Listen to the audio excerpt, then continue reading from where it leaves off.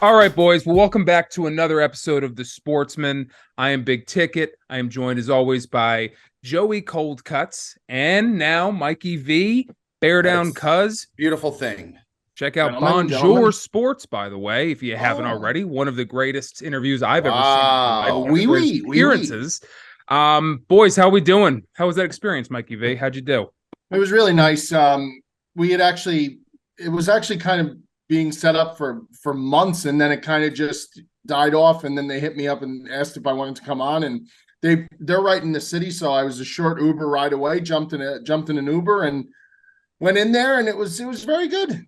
I tell you what, they did their homework. They knew like everything about everything. They asked about Cutsy, they asked about only subs, they asked about Mikey Mulligans. I mean, they really did their homework, these people. I got to tip my cap to Bonjour Sports. I mean, they have like a whole library of sporting, like live talk sports shows that lives in Amazon Prime that I don't think many people know about. Like, they're running a full studio operation there around the clock, live sports talk shows. And I just don't think people are aware of it. So, I'm hoping to bring a little bit more awareness, and then, hopefully I could parlay that into, why don't you help the kid out a little bit and set me up with a little part-time gig over there? I could Are you going to be a regular on that? I don't know. I know they liked me. I tell you what, you looked awfully good. You looked awfully comfortable. You looked awfully comfortable. That's my man. wheelhouse. It was Talking good. sports, it really is. Talking sports is my wheelhouse. It has been for a while, and I enjoy it, and that's why I'm here with you, fine gentlemen. That's what it's all about. And you know what? No one deserves it more. Bob was saying at some point yesterday, he goes, "Let's Mikey V go on to be like a head reporter and like big ESPN guy and be more famous than all of us," which I would love to see. I don't know if I want to do ESPN though, man. ESPN is like I don't know. Oh, come on. I'm not Careful what you say. I'm not going to say anything bad about ESPN. I'm not saying anything bad. I don't know about ESPN. I just think You're telling me if Bristol comes calling, you're not reviewing that. You're not taking that sit down. No, I'm not saying that. I'm just saying I think the Amazon thing is pretty cool. I think it's pretty cool. I think it's different. But yeah, I mean, ESPN obviously is the the pinnacle, I would say, I guess, because that's where the legends live. Schefter and Chris Berman and Keith Jackson and Stuart Scott, may rest in peace, and Scotty Van Pelt and all those guys. But I don't know, just doing what I could do. That's all. I'll tell you what though, Amazon, I think this was their first year with Thursday Night Football, and they're like pre-game, everything leading up to it. They do this thing where they go to whatever they're playing in Kansas City. They show up to Kansas City days before, and they show you what the team's up to 36 hours before, 24 hours before. Their whole pre-game and the way their production value of those Thursday night games, albeit they weren't great games, but their production value was through the roof. Was through the roof, though. They did a great job. Their first year doing football, I thought they did a fantastic job. Yeah, they did a good job. They had a nice crew. They had a nice crew. I thought. I actually liked Sherman. I liked Sherman and Whitworth and who was the other guy they had? The quarterback from Harvard that's played everywhere. Ryan Fitzpatrick. Fitzpatrick. Oh, yeah. And didn't they have Tony Gonzalez? I think they had Gonzo and Fitzpatrick and Whitworth and Sherman, and I thought they worked well together. I thought they were pretty good. I thought they were a pretty good crew. I did. The thing I can't get over is Herb Street was the Thursday night guy, right? Mm-hmm. That's right. With Al Michaels, right? Al Michaels. Yeah. Al Michaels is tremendous. The problem I had is that Herb Street, to me, forever and will always be a college announcer. And he's the best I think he's the best color college announcer there is right now. Like Joe Klatt. I just couldn't get I couldn't get into him. He kept talking, like all his references were about where the guys played in college and when they were in college, which that's his comfort zone. So I totally get that. I just couldn't I just didn't think it translated. I love Kirk. I'm a huge Kirk Herbstreit guy. I love him. I think he's fantastic. I love College Game Day. It's like my favorite show that ESPN runs. Yeah, it is. That's my favorite show by far that ESPN runs. Do you think he's better than Joe Klatt? Because I really like Joe Klatt. I do. I think Herbstreit's the best in the game. Really? I think in college, I think Herbstreit is the best. I think Chris Fowler, and when they took Fowler off of Game Day, I hated that. And there's nothing wrong with Reese Davis, but Chris Fowler on College Game Day with Herbstreit and with Lee Corso, when Lee Corso still had all his marbles, because now I feel bad for him, man. Like, He's like, listen, he's not well. Yeah. Like you could tell, like, and it's not even like funny. Like he's legitimately, he had a stroke. I believe he had a stroke. And like he's just not been the same. It's kind of sad to watch, but I think Herb Street is the best, and the best since I would say the gentleman who calls Brent Musburger. Brent Musburger, Keith Jackson, and now Kirk Herbstreit. That's like my kind of like, if I had to do like a Mount Rushmore, those would be my college guys: Jackson, Musburger, Herbstreit, and then I love Fowler. I think Fowler's fucking awesome. I really do. And his Instagram is a great follow also. He does tremendous shit on there. There's nothing wrong with Reese Davis. It was just it was an impossible act to follow. It was an impossible one to follow. I agree. I like Reese Davis. Nothing against him. No, it's fine. You know who I think is wildly overrated and keeps getting gigs in the NFL all over is Booger McFarland. That guy, I think they toned him down though, Joe. I think they got enough like bad feedback, and they kind of quelled him a little bit because he was bad. It was not good, and he did seem like a bad guy, but it just didn't have the sauce. It's just like it's noticeable, but he's better than Aqib Talib. Aqib Talib is one of the all-time worst. Well, Booger's thing was like he stated the most obvious facts. Like he's like, if they don't score a touchdown here, they're still going to be down 7 points. Yes, thank you, Booger. Yes, that is accurate. He was the Tim McCarver of football. He turned into a meme. Like thanks Booger became a thing. Like now my friends in group text, like if somebody states something overly obvious, the reply text is thanks Booger. Like that's really, it's bad. He turned into a meme. But Joe, I agree. He was, and when they had him in the loft chair on Monday Night Football, like Darth Vader the loft chair. That was sick, just hovering over the crowd. Incredible. All right, boys. Well, while we're on the topic of football, why don't we get into our first thing on the top of the ballot here? We got Lamar Jackson requesting a trade with the Ravens. Grant it to him. Where should he go? Is he making the right decision? Is it the right time to be requesting this? What do you boys think? I'm going to start off with this. I think this is, listen, Lamar Jackson deserves to get paid. There's no question about it. But like the bottom line is this guy has missed the plot because he and his mom are doing his managerial fees for him. And I can't help but think that if he had hired like a top end agency to like represent him, that he might be better off or in a better position than where he is now. To me, I think he's gone about it the wrong way. Obviously, on the flip side, being devil's advocate, the guy is one of the better quarterbacks in the league when he's healthy. So I do think he deserves to get paid, especially when you see the money that's flying around for some of these quarterbacks. Like when Geno Smith and when Daniel Jones and some of these other guys are getting paid at King's ransom, Derek Carr, like even Ryan Tannehill. I mean, I know that's an older contract, but like he deserves to get paid. But you just can't help but think that maybe if he had like a proper representation instead of him and his mom doing it, he might be better off for wear. That's the only thing I would say. But I mean, geez, he seems like a good guy. You really hope it doesn't get screwed by this whole thing. And the Ravens have got to see with Huntley last year. They couldn't throw a pass. I had Mark Andrews in my fantasy. The first half of the season, the guy was I'd say an elite top three tight end. Yes. Top three tight end. Yes. When Huntley took over for fucking Lamar Jackson, like I was looking at games, I'm like, is Andrews even in the game right now? Like, is he would have like 2-3 balls thrown to him and he'd be like 15 yards receiving. It's just you gotta go back to what's worked for them. I don't know where they go if they don't get Lamar and if they don't make things right, but it looks like at this point that relationship is dead. Yeah, I mean, listen, I think what it comes down to with Lamar Jackson is this. Lamar Jackson sees the fact that he won MVP of the league, right? He won the MVP of the league and he's never done anything wrong off the field to our knowledge, right? A good guy in the locker room by all accounts. Now, some will say in the Ravens organization, there's whispers that he quit on the team last year, but most of the players have been very outwardly supportive of Lamar. So inside the locker room, by all accounts, good guy. Off the field, never any issues you hear about. And then he watches a guy like Deshaun Watson who gets in all the trouble he got into, get the mega guaranteed deal from Cleveland, and he's got to be sitting there and saying, well, not for nothing, what about me? Yeah. The issues with Lamar is the fact that he's oft injured, right? The issues with Lamar is the fact that he has to remember who gave Deshaun Watson that deal. An organization that consistently butchers quarterback deals and decisions at the quarterback position, whether it be through the draft or through paying.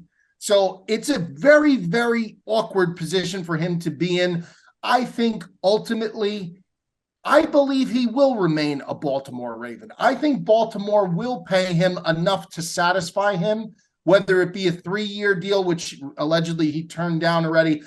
And now you're hearing rumblings that he's not asking for a fully guaranteed deal, and that was all not necessarily 100% accurate. I think he remains in Baltimore. I think he needs to understand where Deshaun's deal came from, and he deserves to be paid.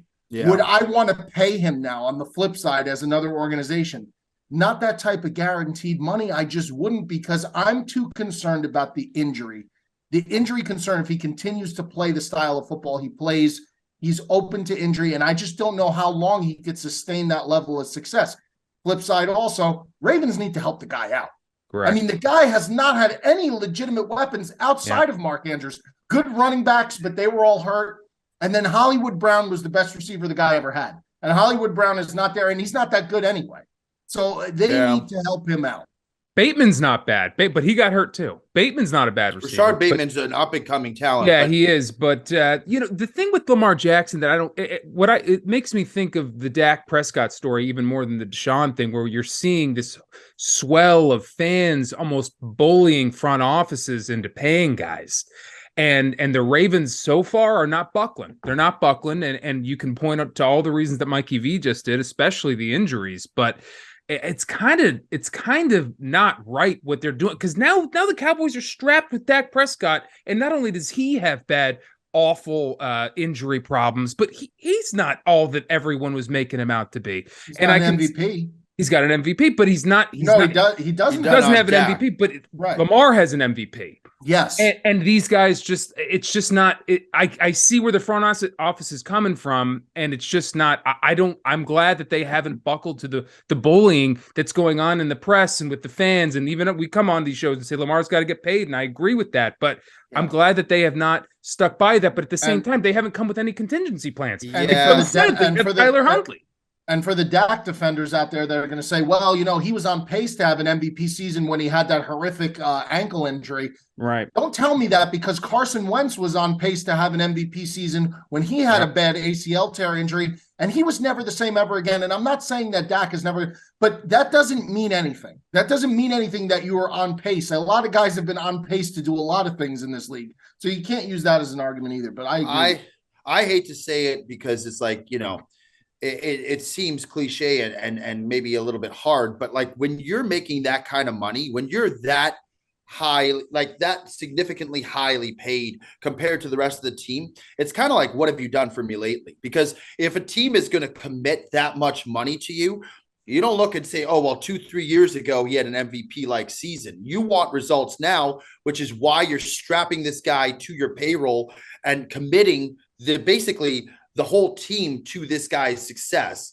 I think the thing with the Dallas Cowboys is a little bit different too, Tick, because, I could kind of almost understand more from Jerry Jones's side why they were hesitant to pay him so much, because they had already sent a boatload of money to Ezekiel Elliott. So like, you look at the Ravens payroll, and they don't have nearly anyone who's making the most money on the Baltimore Ravens. I couldn't even tell you. I just paid Roquan Smith $100 million, which is but that just happened. I didn't want the Bears to do.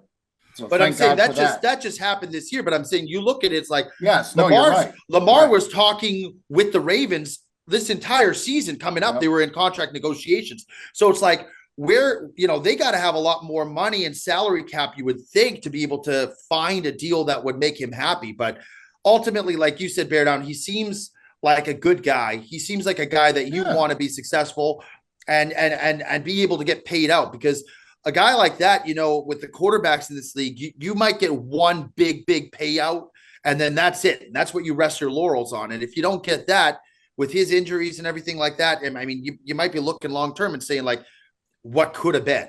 I think not negotiating with an agent is a major mistake. And I understand that he feels that he's intelligent enough and capable enough to do it. And I know players have done it, and I'm not doubting that whatsoever.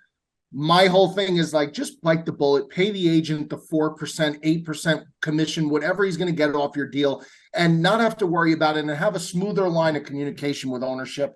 I mean, if guys that make a hell of a lot less money than Lamar Jackson could have representation in their respective arenas, you know exactly what I'm talking about. If those guys can have agents representing them, don't tell me that Lamar Jackson can't have an agent representing him, and just bite the bullet, swallow the 5%, cause 10%, and it's worth it.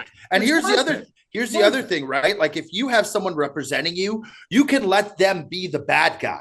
Correct. So you can say, if they come back and say, why not? You'd be like, listen, all I know is what has been relayed to me through my agency. Right. Like, I'm not involved in this, and you kind of wipe your hands clean. But when you're dealing with these negotiations can be so dirty sometimes, and then you got to go and play, and you got to be on the face of the franchise. It's tough. It's tough business. One thing that I'll leave you guys with that it makes me think of is, we saw a guy like Josh Jacobs last year. He was on a contract year. He had an amazing year. We saw a guy like, we've seen other guys very much like it as well. I think Saquon as well. And I know those are running backs and not quarterbacks, but do you think there's something to be said about hanging on and waiting till that contract season to be the MVP of the league? Do you think you don't put yourself out on the line and get injured as much as Lamar has, seeing what he did for them and he never got paid for it? I mean, do you think there's something to be said for that, or do you just think play as hard as no, only because if you're playing for a team that is a basement dweller and has no chance, but the Baltimore Ravens were in the AFC hunt every single year, so for him to lay back in the cut and not put it all out on the line would have been, I mean, counterproductive to the point where people would have been like, "Oh, what's going on here?" They have a good team over there in Baltimore, a really good team, and they're very well coached. They've had extremely bad injury luck all over the field, both sides of the ball. Defense, they lost like 2 starting corners in preseason. They lost like 3 running backs, and it was insane what was going on over there with the injury bug in Baltimore. So in their situation, Tick, I would say no, it's not wise. Now, for guys on teams that are, not good teams per se, that everyone knows that they're not going to make the playoffs, they're not going to be involved in the hunt for the division, it's a different story. Fair enough. All right, boys. Well, let's move on to March Madness. This is the most exciting month of the year, and it's been one hell of a March, man. It's been fantastic. Joey D, talk me through your bracket, talk me through your picks, talk me through the Final Four. What you been saying? I mean, the bracket was dead. I mean, my bracket was dead when Purdue went down. The bracket was dead. I had Arizona to my Fairleigh Dickinson Knights, my alma mater. God bless. Yeah, I mean that bracket was dead early on. So I mean, I had nothing to talk about that. But like, it's been another phenomenal tournament. I mean, this is March Madness to me is just the epitome of what parity in sports is all about. It doesn't matter what your seed number is. You'll look at some of these teams that are left. You have San Diego State. You have FAU. Who would have had FAU in the Final Four? FAU is UConn looks unbelievable. Miami resurgent. I mean, it's just so exciting because you watch these games and there's games that are literally going down to the last second. And it's just back and forth. So many good games. So exciting. From a betting perspective, I've had probably 2 of the best weeks that I could have had. I mean, in terms of just betting on March Madness, I've been very fortunate. I've been a couple guys giving me picks who've just been dead on. So I'm not going to attribute it to myself, but it's fun to be on that ride and watch it happen. If I'm going to be honest, I think if I had to pick the next 2 teams going in, I would say I think FAU is going to continue. I think they're going to beat San Diego State, but that game is going to be unbelievable. San Diego State might be the hardest working team on the defensive end of the ball. They are so tough on all the boards, rebounding, blocking shots. They're gritty. That game's going to be so tough. I think FAU, there's just something about this team. I think they go through, and I like UConn in the other matchup. I think UConn right now, to me, overall, looks like the best team remaining. But it's been exciting, man. It's been everything that you want in a tournament. It's been super exciting. And I've been happy enough to be able to cash in on it as well. But I don't know. Mikey V, what do you think? I love FAU against San Diego State. I think San Diego State's been a great story. I think their defense obviously has kept them, but I do think that their path recently of late has not been as arduous as some of these other teams. I give me FAU to go to the national championship game, which is wild to say, but FAU has a 7-foot center from Russia that played extremely well the last game, finally showed out and made his presence known. I expect more of the same tomorrow. Here's the thing with the UConn game. Number one, I have a little bit of like a heartfelt investment in Miami. My niece goes to Miami. She's going to be at the Final Four. She texted me a couple days ago that she's going to the Final Four. She's got tickets. Wow. So good for her. It's going to be an experience of a lifetime. Miami, to me, feels like a destiny team. They really do. And they are a second-half basketball team. They've been the best second-half basketball team in the nation the entire year. I could remember back all the way to February, early February, when they had that game against Florida State, where I believe they were down over 20 points, I want to say, in the first half, and came back all the way and beat Florida State, shocked the shit out of Florida State, I believe. Or maybe it was the other way around. If it's the other way around, I'm going to look like a jackass, but I believe it. But Miami has been a second-half basketball team all year. So I expect UConn in the first half to maybe be in the driver's seat. I agree with you, Joe. On paper, UConn is the best team left in the tournament. I don't think anybody would dispute that, especially with Texas going out. But I just feel like Miami has that underdog feel to them. I just feel, not the underdog feel, that's the wrong word, that destiny feel to them. Yeah, I feel like Miami has that destiny feel to them. And if Miami can get past UConn, Miami's going to win the whole thing. Miami will win the national championship. If Bob would be over the moon. Yeah, Bob would be over the moon. College basketball has always been a second half league. It's all about the second half. With whoever's leading at the end of especially in March, whoever's leading at halftime, it means fucking nothing in that league. There's no other sport where that means that. But I agree with you. Miami's a shame. That was Miami was up by 24. No. Yeah. No. They were. But if you do track, they lost by 1 point. Florida State came all the way. But if you do track and look at first half, second half, Miami has been down first half almost every single game, and they win every game in the second. They were down like 12 or 13 to Texas this week. They're a second half team, and I had Texas in the first half last week, but Miami is a second half basketball team. Now, Mikey, we were on our way on this past Sunday during the Creighton-San Diego State game. We were on our way to Palm Springs for a Bob Does Sports trip, and Joe was in the back seat. I was in the front with Perez, and Joe was in the back seat holding his phone, watching the game come down to the wire, and we're just talking, me and Perez, and every once in a while you just, oh, what the fuck are you doing? What the fuck are you doing? Now, Joey D, walk me through that foul late in that game that kind of dictated the end of that game. That was rough for you. I mean, I had Creighton -2. And to be honest, I was just praying to get to overtime. I was just because they were the way the game was shaping up towards the end. It was like, okay, I need overtime. Otherwise, there's no shot. What did I put out, Joe? I put something out for that. I think you had the over. First half over. Yeah, first half over. I think you had a first half over, which I think missed. You hit the Texas first half. Sunday both hits. Both hits. Okay. Hit. Yeah. So I had Creighton -2, and I mean, early on it looked like they were in the driver's seat all the way, and then San Diego State again, just a gritty team. But here's my thing. Okay, that last play of the game, you could say, yeah, it's a foul here and this and that. It's like that call is literally that call basically decides the game because it's a tie game. If the guy makes one free throw, the game is over. You know what I mean? So like, and you watch the course of the game, right? You watch throughout the game, and the refs throughout that second half, there were calls that were not being made that were so much more blatant than that call. And Mikey V, I know you're going to say it's a foul. I'm not denying that it was a foul. Well, I'm going to say it's a foul because I just checked with Bet. I had it under 135 for the game, so I was praying the game didn't go into overtime. So I was ecstatic when they called that foul. Ecstatic. Fair enough. But I believe the guy missed the first free throw, if I remember correctly. He missed the first. And I was like, is this guy actually going to miss both these free throws? I would have lost my mind. But yeah. He missed the first. But here's just my issue is that with any reffing in any sport, right? To me, I think Mikey V, we've discussed this before.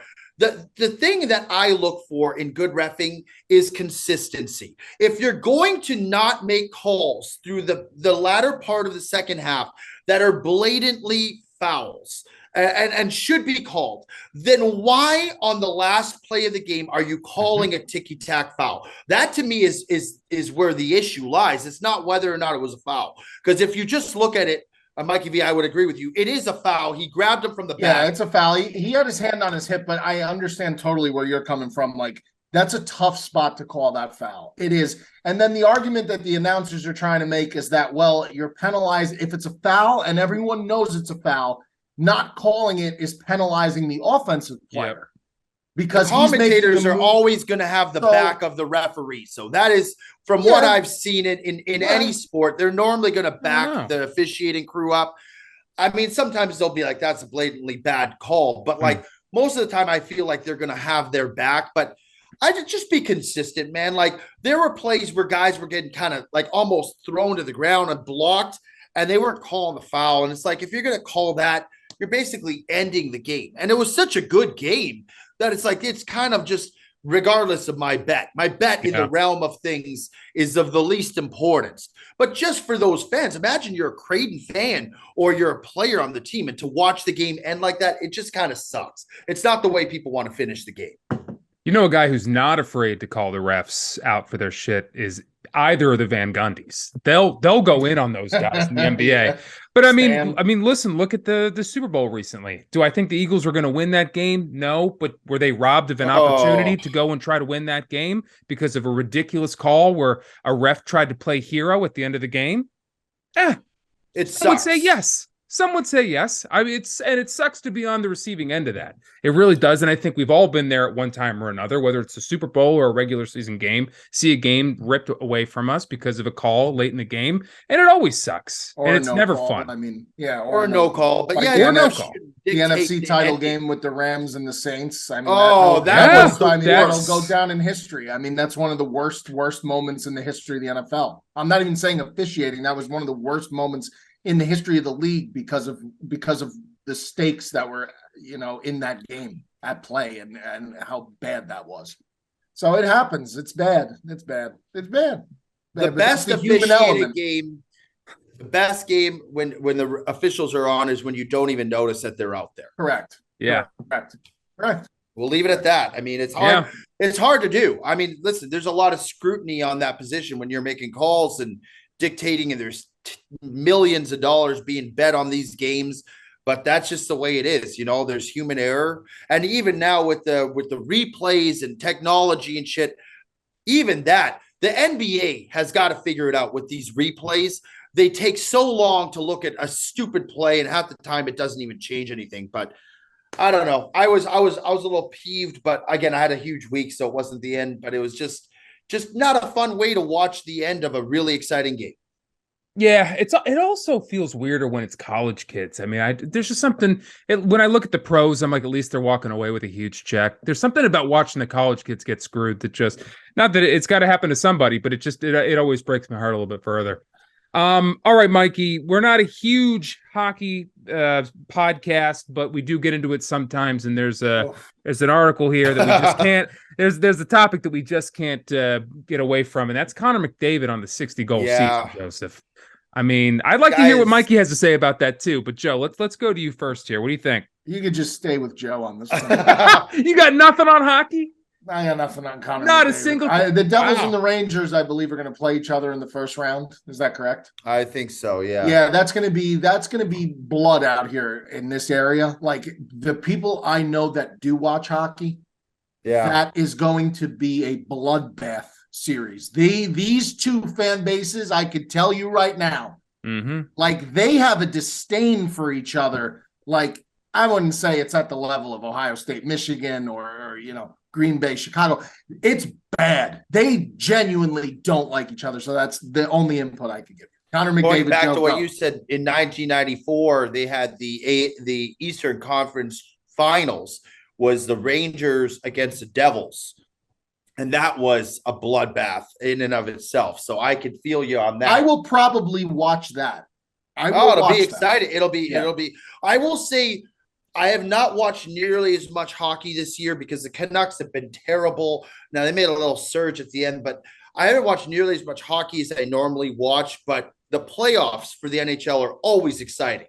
There's always good games going on. Going back to Connor McDavid, we are witnessing the best hockey player since Wayne Gretzky. And I'm going to go out and say it. He's better than Sidney Crosby. He's miles better than Ovechkin in terms of like his all-around versatility. As a pure goal scorer, maybe Ovechkin, you want to take him over McDavid for how many goals he's scored. But I think Ovechkin's up there. But McDavid is just, this guy's a pinnacle player. He's just the kind of guy that you want. Now, what needs to be discussed too is he's also playing with a top-end talent in Draisaitl. This guy's also in amongst the top 10 best players in the league. So that helps a lot, but he's just such class. He just personifies what it means to be a superstar. He says and does all the right things. He's a good kid. He's getting paid as he should. And to be honest, 60 goal seasons, they just don't happen anymore. I remember when, back in the day in the 90s, you had like guys like Alex McGillney, Teemu Solani as rookies scoring 60 goal seasons. Nowadays, with the goalies and the equipment and just the advancement in how well, and being a goalie, I used to be a goalie, I can say this for a fact, the goaltending game has evolved and developed to produce such better goaltenders than what were around when Wayne Gretzky was playing. These guys wouldn't even go in a butterfly. They were stand-up goalies, and if you shot the puck in the low end corner of the net, it was scoring. So it's really impressive. I mean, I don't think now there's talks ticket of this Bedard coming up being the next McDavid. So that'll be really interesting to see. He's 17 years old. He's going to be the first overall pick of the draft this year. 17. Canadian kid, and he's unbelievable. In the World Juniors this past year, the kid lit it up for Team Canada. It's going to be interesting to see because every so often you got guys like Crosby, you got guys like McDavid, and hopefully this Bedard pans out. And it's just fun to see. And it's like, I was saying to somebody the other day, it's like, when we grew up and we watched legends like, and this is in the NFL, like Brady and Peyton Manning, I didn't really watch them coming up the ranks. I didn't really watch the development in the college or when pre-pro, to see them develop. But now it's cool because you get to see these guys develop through, before they're professional athletes and then see them dominate on the professional level. And that's exactly what McDavid's doing. It's unbelievable. There's nothing else to say about it. Yeah, it's wild. Mikey, you never thought about lacing up the skates? Never once as a child? Never? I like to remain on solid ground. Some may say there's no more solid ground than ice. A full sheet of ice. Who's saying that? Yeah, Joe is. All right, boys. Well, let's get into one more thing before we get into the questions and get out of here. Mikey, give us an update on the golf. How you doing, man? Oh, I don't know. I don't know exactly what it is I'm doing, but I'm doing. I'm swinging. Had my second lesson. More things added to the toolbox in terms of things I got to think about. But then you're not supposed to think about anything. I don't know. That's right.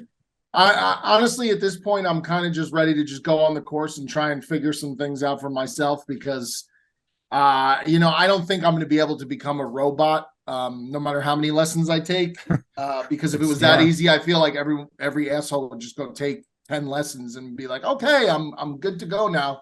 So I think I just got to get on the course. We're going to the Yankee game tomorrow. Me, Dickie Gas, and Fubi, and we were supposed to, if the weather was going to be nice during the day, we were going to golf, but it's not going to be nice. So I was actually looking forward to that. But I'll get on the course soon. I would like to get on the course soon, and I'll make sure I take some video documentation so everybody can make fun of me. Dude, it is like learning a language, though. It's like if you don't do it as a kid, it's almost impossible as an adult to become that like robot. Like, because when you take those lessons, which I've done it before, Mikey V, they're giving you so many things, and then you can stand over that ball, and you're thinking, keep my elbow straight, come through my hips, turn through the ball. You're thinking about 1,000 things, and you fuck them all up. You fuck them all up, it's just and you too much. It's like, I'm thinking about my grip. Like we went into grip last week. Then I'm thinking about is the weight on my toes, on the balls of my feet, or is it in my heels? Am I rotating through? Is the back foot trailing? Is the shoulder like am I extending all the way? Like it's just so like don't use your arms, don't use your shoulders. It's nothing to do with your arms or your shoulder. Like it's just a lot, man. It's just a lot. Like I feel like I don't know. Is it really necessary? Like I'm never going to be a pro golfer. Like I'm never going to be an amateur, like a high level golfer. All I want to be is serviceable to the point where I could at least advance the ball and not hold up whoever I'm playing with. That's all I want to do. That's it. So if I could get to that point, I'd be very, very happy. Very happy. Has he let you use some more clubs yet? Or are you still using like the 9-iron and pitching wedge? Pitching wedge. Yeah. I mean, that's the way to learn. I mean, it is, but it's. I would love to swing my driver once. I haven't even swung it. Wait, you haven't used any clubs other than a pitching wedge and a 9? Nope. No, I haven't even used the 9. I've used only the pitch. He's used one club so far.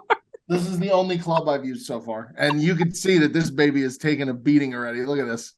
He's hit that thing 500 times. At least 500 times. But you know what? I storing the other ones. There is something very therapeutic about being out there and just doing that. Whatever it is, I don't know what the fuck it is.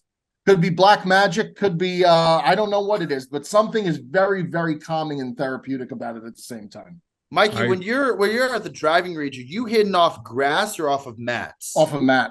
Yeah, see, that's a whole nother feel too. When you get on the course and you take a divot and the ground disintegrates underneath you, that changes the whole feel as well. I tell you what, I think I'm going to enjoy that a lot more because I've been noticing on the mat, like no matter what shoes I wear, my shoes do not rotate on the mat at all. And I feel like I'm stuck to the ground and I hate that feeling. Like I'm not able to rotate as well. Like I want to be on the grass to at least get a little movement, and I tell you why you got to rotate, Mikey. I tell you why you got to rotate, not for a better golf swing, but I'm a guy who's got a bad back as well. I think you do. You got to rotate just to protect that thing, because if you stay stationary, you're gonna hurt yourself. And I've been in a very good stretching, back rolling routine. Good, very good, very good. That's huge. I need to be. Sure is. All right, boys, let's move on to some viewer questions. First question comes in from Matta2480, and this one's for Mikey V. How do you have time in a day to keep up so well with sports? I'm a family man working full time, and I admire the hustle. I don't have time. I'm a firm believer in the time that you have is the time you make. If you're not going to make the time to do things that you want to do, if it's not worth your time, you'll never have the time. It's got to be worth your time. So like, for instance, a typical day for me, I'll wake up at 5:30 in the morning. I'll go to the gym. Do I want to go to the gym? Absolutely fucking not. I don't want to go. Absolutely not. But I feel like I'm obligated to go. Number one, I have a horrible fear of dying very young because I heard tall people, the taller you are, the shorter your life expectancy is. I think that's a scientific fact. So I'm definitely afraid of that. So I go to the gym strictly out of that. And yes, the side benefits is that your clothes fit better and, you have a better physique. That's secondary. I'm just afraid of dying. So I make time for that. 5:30 gym. In to punch the clock at work at 7:45, 7:30 in the morning. Then all day at work, come home probably around 4:30. And as soon as I walk in the house, the 2 kids are all over me. I get a window from about 8 p.m. at night when the kids are finally tucked in and asleep till about 10:30, 11. So I get about 2.5, 3 hours, and I try to just consume as much as I could possibly consume in that 2.5, 3 hour time period. Now, obviously on the weekends is my sports time, especially during the fall. But again, it's tough. When you have a family, it only gets tougher because, and my kids are still little. So if this guy's got kids that are like playing sports and shit, it gets so much more difficult. So I would just say you just got to carve out time when you can. If that means you got to get your ass out of bed 2 hours earlier than you want to. Unfortunately, brother, that's what you got to do. Sucks. It absolutely sucks. The other thing too is not everybody's doing sports podcasts and that's true too. Like, how much do you need to know, really? You know what I mean? Like, you could be a casual fan. I still, I would say I'm a pretty casual fan of most sports, other than the sports that I talk about. So that's true. I've never seen an old guy. I've never seen a tall old guy. I've never seen one. No, they're not out there. When's the last time you saw like an 80-year-old 6'8" guy? I haven't, Mikey. Right, you haven't. Every guy you see who's like 90 is like 5'7". Mikey V is going to be the first in that territory. Oh, I hope I'm the yes, first. He will. 6'7" Centurion would be great. Yes, he will. All right. Next question comes from Bradley Sanford, 6231. I don't know if I should be reading the numbers. Best sports moments that you saw live, preferably in person, but watching live on TV works. Joe, let's go to you first. I'm going to go with a Packers moment when I went to Dallas, Texas. They were in the divisional round of the playoffs against the Cowboys. That was the year that we were talking about. Dak balled out that year. The Cowboys were heavily favored. And it was coming down to the wire. And Aaron Rodgers threw probably one of the best balls I've ever seen to Jared Cook on the sidelines. He was somehow able to keep his toes in. They had a 57-yard field goal attempt to win the game with Crosby. And somehow it looked like it was going to miss, and they won that game. I got to go on the field post game. It was unbelievable. Watching your team win in a playoff environment is one of the coolest things that I could ever say. So that'd be probably the first one. Another amazing game that I watched, and this didn't have the outcome that I was hoping for, was when the Packers played the Arizona Cardinals the year the Cardinals went to the Super Bowl with Kurt Warner and Larry Fitzgerald. Oh my God. I was in attendance for that, and the Packers were down about 3 touchdowns early on, came back, tied the game. It was at the time the highest scoring playoff game of all time. Went into overtime. Aaron Rodgers got sacked. A fucking terribly missed call where he got face masked. They didn't call it, and they took a scoop and score to the house. So it was not the result that I wanted, but just as a spectator to watch a game that exciting, it was unmatched. It was incredible. So I'd put those two at the top of my list. There have been a few hockey games I've been to with the Canucks when they're in the Stanley Cup Finals. Game 5 against the Boston Bruins. They won an epic game. That was amazing. Went on to lose 2 in a row to lose. That's just the way my fucking Canucks work. Those were heartbeaking losses, by the way, to the Bruins. Yeah, devastating losses. Game 6 was devastating. Well, thankfully that was in Boston, so we didn't have to really worry about being in attendance for that. But I didn't go to Game 7 because I knew, well, first of all, I didn't have tickets. Second of all, I knew if I was anywhere near downtown and the Canucks were going to lose, the whole city was going to riot, which ended up happening because that's just what happens with passionate Canucks fans. But yeah, those would be probably the top 3 sporting events that I've witnessed personally that come to mind right off the top of my head. Mikey? Yeah, I mean, I would say that there's been several that I've watched that a lot of them, most of them I would really say the Bears really haven't been, a participant in too many of them, if any, except save 2 seasons in the last 20 years. But Ohio State has been involved in some of the most dramatic games that I've ever watched. Mm-hmm. Going back to 2002 when they won the national championship against Miami in the double overtime game where there was a controversial call on Chris Gamble in the corner of the end zone that extended the game when they threw the pass interference flag. That would be the start of it. 2002, that same season against Michigan, it came down to the last possession. 2013 against Michigan, Michigan has a chance to score a 2-point conversion for the win. It was a crazy game, 45-43, something like that. They didn't get it. The double overtime game against Michigan in 2016. They've been the Georgia game this year with Ohio State when they lost the game on the field goal that didn't even come close. The World Cup final with Italy in 2006 that came down to a penalty shootout was still to this day maybe one of the greatest things that I ever watched. And I remember, and it hit so hard with me because as a kid, when I was very little, when I was about 8 years old, when Italy lost to Brazil in the 94 World Cup, which was in America. That was on American soil, the 94 World Cup.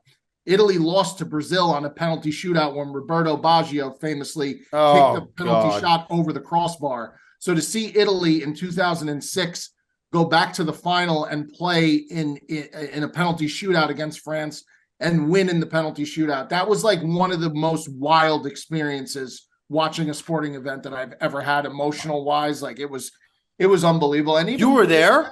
No, I wasn't there. I thought just the people I was with and everything watching it live. It was just unbelievable. And even back to the Euro Cup 2 summers ago, watching the Euro Cup and watching Italy win the Euro Cup. I mean, those international soccer, like the Euro Cup and the World Cup, I fucking love the Euro Cup and the World Cup. I absolutely love it more than maybe any sports tournament other than football, March Madness, Kentucky Derby. Like I put it up there in the upper echelon of every sports postseason tournament. I think it's fucking incredible. Unfortunately, Italy wasn't involved in the World Cup or this past go around, but those tournaments to me are like the epitome of what sports is all about. Like I understand they're trying to make the World Baseball Classic like that, but there's only one World Cup, one Euro Cup. Like that is a different level of passion for your country. And it's just the level of competition, the players involved, like the best of the absolute best. And it's incredible. I love that.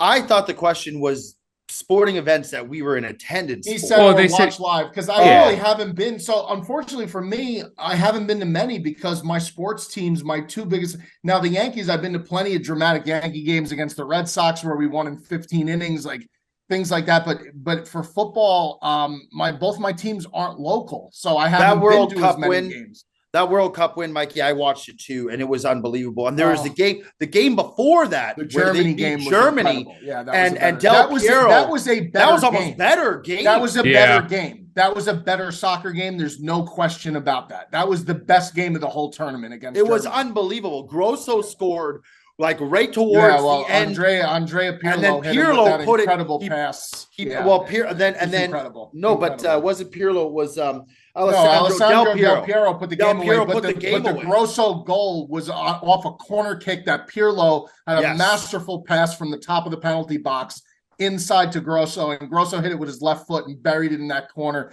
And it looked like that game looked like 100% it was going to penalty kicks. I was in a Charlie Brown's steakhouse watching that game, okay, at the salad bar. And I was due back to be at work like an hour, and the game was going so long because it was an extra time. I was an hour late back to work, and I did not give a fuck. There was no way I wasn't watching that game. No way. It was unbelievable.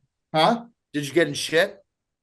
A little bit, and then I was like, they kind of got it, which was really cool of them. They were, this was when I was working a summer job, so it wasn't really like, if they fired me, it wasn't really going to be devastating. I wasn't married, didn't have any kids, so if they fired me, I just would have went and got some other jerk off job. But I mean, there was no chance I was leaving that Charlie Brown. Zero.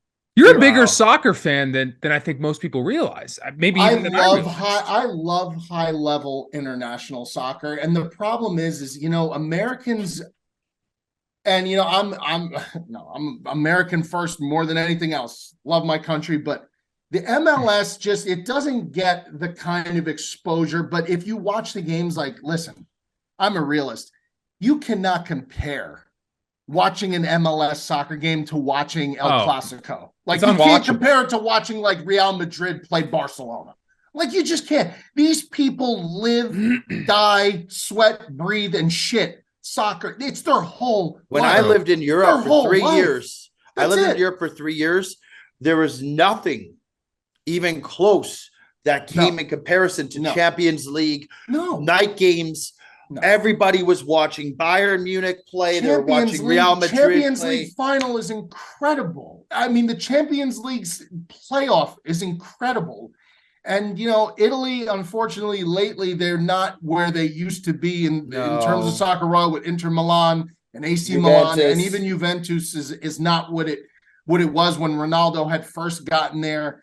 And, they have their opportunities. But, now we're watching Euro qualifiers. So I watched the last 2 Italy Euro qualifiers. They lost to England 2-1, and then they just beat Malta. I'd never even heard of the country, Malta.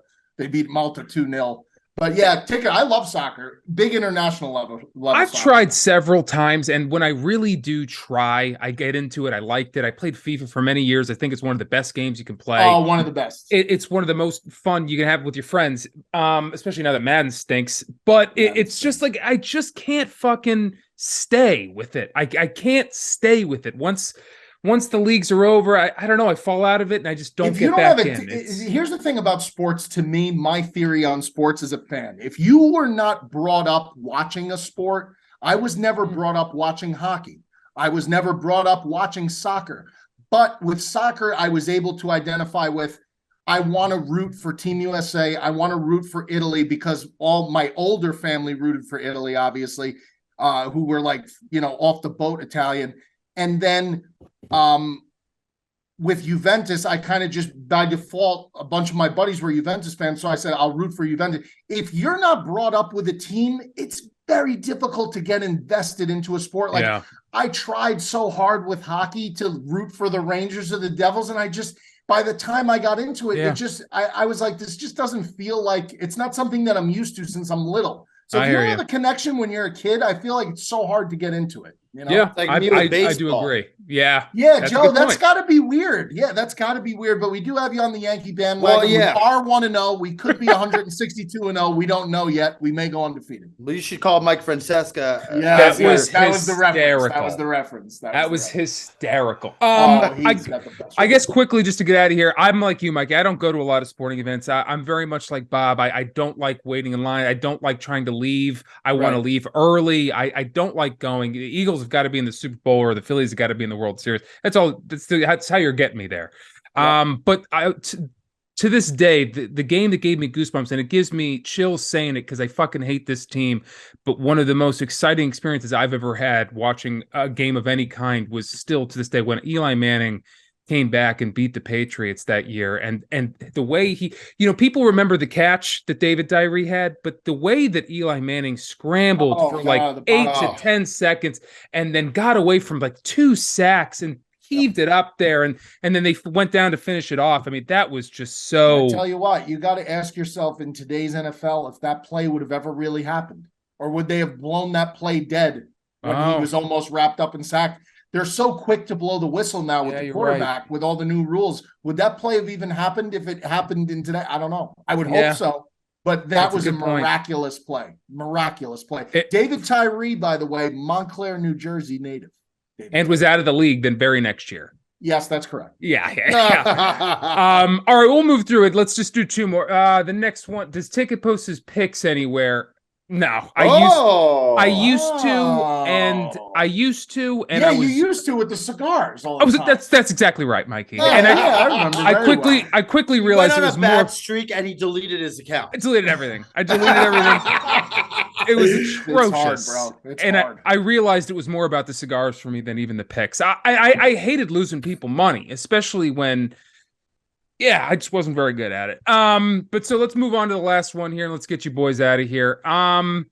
Question for the pod. Do the boys get competitive when it comes to international sporting events with Joe being Canadian, a fellow Canadian living in Spain? Love the content, boys. I don't think we've really had any situations where, aside from Team USA and Team Canada playing in the World Juniors or like in hockey, there's never been really any situation where it's like, it's been an issue where we've had to be competitive against each other, So I would say no. I would like to think that Canada's not really ever really competitive anything. Like this was the first year in World Cup that they were in part of that. And it was nice to see that they were there. And to be honest, the first game against Belgium, they actually looked like the better team for a majority of that game.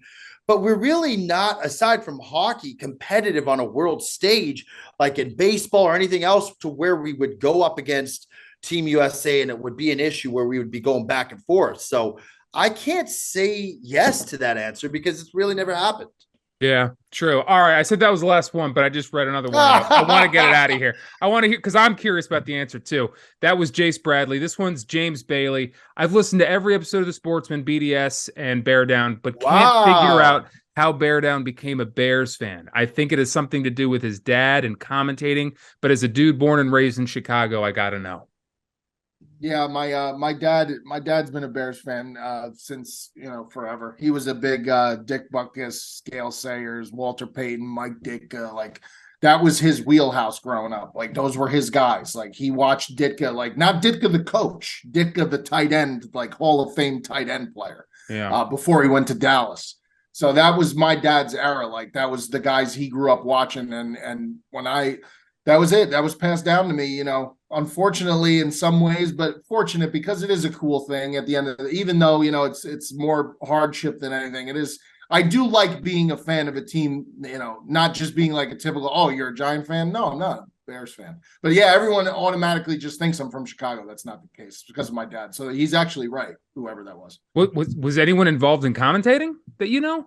No. No? Okay. That's what he mentioned. But me, that's it. Oh, okay. All right, boys. Well, that's another episode. Fair enough. And we look forward to seeing you on Bonjour TV more, Bear Down. Bonjour. All right, boys. Another good one. Mon chéri. Arrivederci. Bear Down, you got to learn some French. That's another episode of the Sportsmen, boys. Fun as always. Can't beat sitting around talking sports for an hour, man. Yeah, go like, subscribe, comment, join the YouTube page, join the Instagram page. It was great to see after Mikey V came on for the first episode with us. Those numbers started going up. We want to keep seeing those numbers go up. Right. Come join us for a ride. Join, like, comment, subscribe. We love you. We love you. That's another edition of the Sportsman. I'm Big Ticket. That's Joey Coldcuts. And that is Mikey Bear Down Cuz. See you next week.